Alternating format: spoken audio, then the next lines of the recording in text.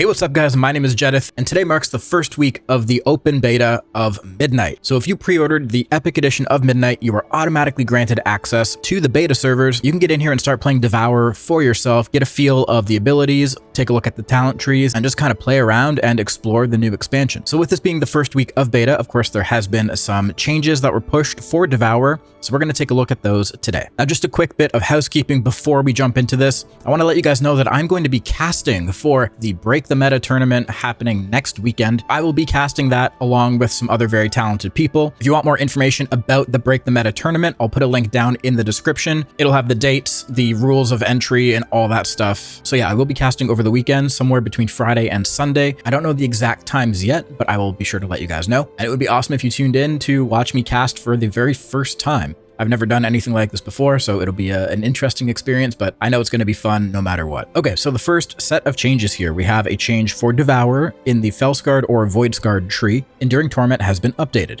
Now increases the effectiveness of Mastery Demon Within by 10% while not in Metamorphosis. This is insane. If you watched my last video, you saw that our Mastery got absolutely just buffed to the moon last week with the updates we got then. And now Enduring Torment is increasing our mastery outside of demon form by another 10%. And just to give you an idea of how good our mastery is, let's take a look at the mastery stat. So all cosmic damage dealt is increased by 67%. And then on top of that, while in Void Metamorphosis, this bonus is increased by an additional 101%. So when we go into Metaform with the amount of mastery that I have right now, which is 61%, we go into Metaform and we do an extra 168% cosmic damage. That's absolutely insane. So the fact that this talent now is buffing our mastery outside of Metaform by another 10% is just absolutely nutty. I think there's definitely going to be some type of nerf to our mastery at some point. Maybe not though. I think it's kind of cool to have something this wild and off the rails, but I do suspect that it will get nerfed at some point. So now onto the changes from the spec tree. Void Rush has been updated. Fury Drain reduction effect duration reduced by 50% for the Hunt and Voidblade. So this talent in Void Rush makes Collapsing Star reduce the cooldown of Voidblade by 10 seconds, and Voidblade and the Hunt briefly reduce your Fury Drain while in Void meta. So I guess last week this was just reducing the Fury Drain by a little bit too much, and now they've pulled it back enough that it's reasonable, and there is a developer's note here that kind of explains their thought process. The Fury Drain reduction is intended to cover the duration of your dash and cushion the melee build from the increased downtime they might suffer from dashing around. The previous values were too substantial, making the melee build a critical component of longer metamorphosis windows. That little extra padding from this talent is supposed to make up for the fact that when you press Voidblade, your character is going from point A to point B, and that can sometimes be a pretty long distance. While you're in that travel time, you're obviously not generating any fury or anything, so this slowdown effect is supposed to counteract that, which is good. It's good. They're thinking of everything. That's very good to hear. Umbral Blade has been updated. Now causes Reap's cooldown to be reduced by haste. So Umbral Blade used to be just a 1 second reduction on the cooldown of Reap. So it read Reap's cooldown is reduced by 1 second. Now it's reduced by your overall haste. So if we go to Reap here, we can see the cooldown on Reap is 6.7 seconds for a recharge. We have 2 charges of it. So as we get more haste, this is definitely going to add up to being a lot more than a 1 second reduction. So this is a good change overall. Rolling Torment has been updated.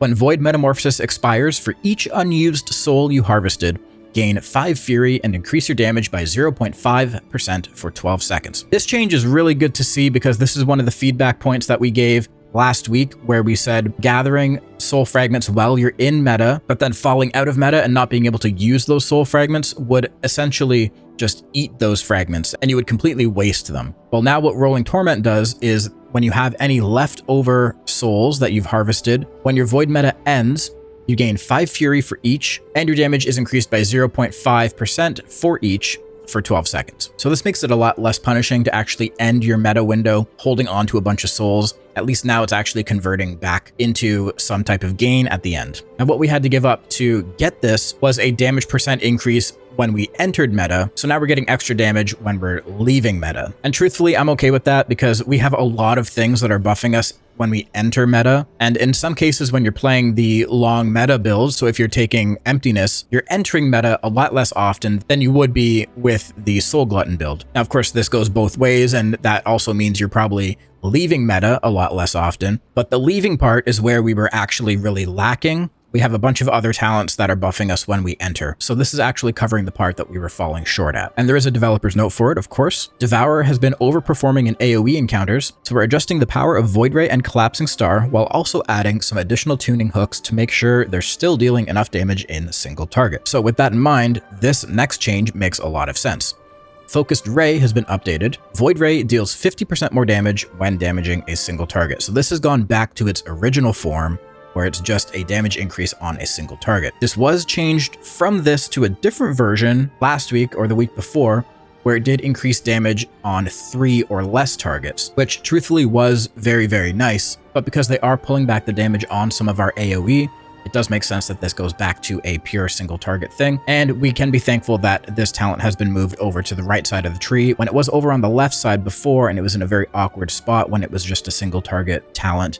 Now it's actually over here on the right with all of the other Void Ray and caster-oriented talents. It is also seeming that the caster build is going to be a lot more single target or raid focused, as opposed to the melee build, which is kind of a bit more AoE and hybrid and more versatile. So back to the notes, Collapsing Star has been updated. Collapsing Star now deals 50% additional damage to its primary target, and its maximum stack count has been increased to 40, was 35. The tooltip now also more accurately updates based on changes to Collapsing Star from various talents. So we do have a lot of talents that modify Collapsing Star. We have Impending Apocalypse. We have all of our Apex talents. There's also some in the Annihilator tree, I believe. So now the tooltip of Collapsing Star will accurately change and represent those talents. But more importantly, Collapsing Star had its stack count increased to 40. So if you're wondering what that means, the developer's note does clarify this. The cost to cast Collapsing Star is unchanged at 30. So it still requires 30 souls to cast. This change just gives you a bit more room to overcap souls as you approach Collapsing Star's casting cost. So there might have been some situations where maybe you only needed to get 2 more souls because you were at 28, but you had 5 souls on the ground, or you had 10 souls on the ground, and pressing Reap would end up pulling in a lot more souls than you actually needed,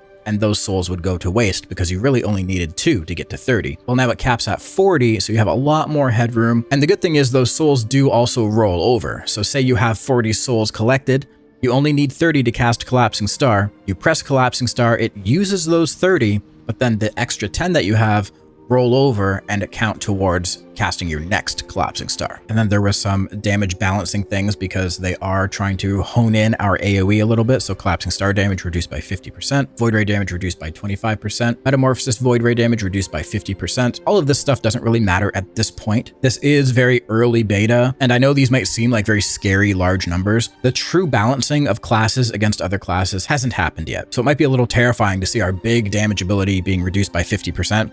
But don't worry, what's happening here is our abilities are just being balanced against each other. So this is almost happening in a bubble. Our abilities are being balanced against each other rather than balancing in a way where we're balancing against other classes and other specs to make it even. This is just getting our toolkit managed and in line with itself. Now, this next point was also in the list of bugs that we looked at last week. Devourer's leather specialization now correctly increases intellect, was agility. So the armor skills are something every class has in the game, whether you wear cloth, plate, leather, or mail. Ours is with leather, so demon hunters can wear cloth or leather. Don't wear cloth. Starting at level 27, you receive a 5% increase to your primary stat for wearing leather. Last week, even as Devourer, where we use intellect, this was giving us agility. So this has now been fixed and we get intellect rather than agility when we play Devourer. If we switch to Havoc or we switch to Vengeance, we then get agility. This is actually more important than you might think. This probably equates to a % or 2 of overall damage. 5% primary stat is nothing to sneeze at. Demonic Wards is now learned at level 27.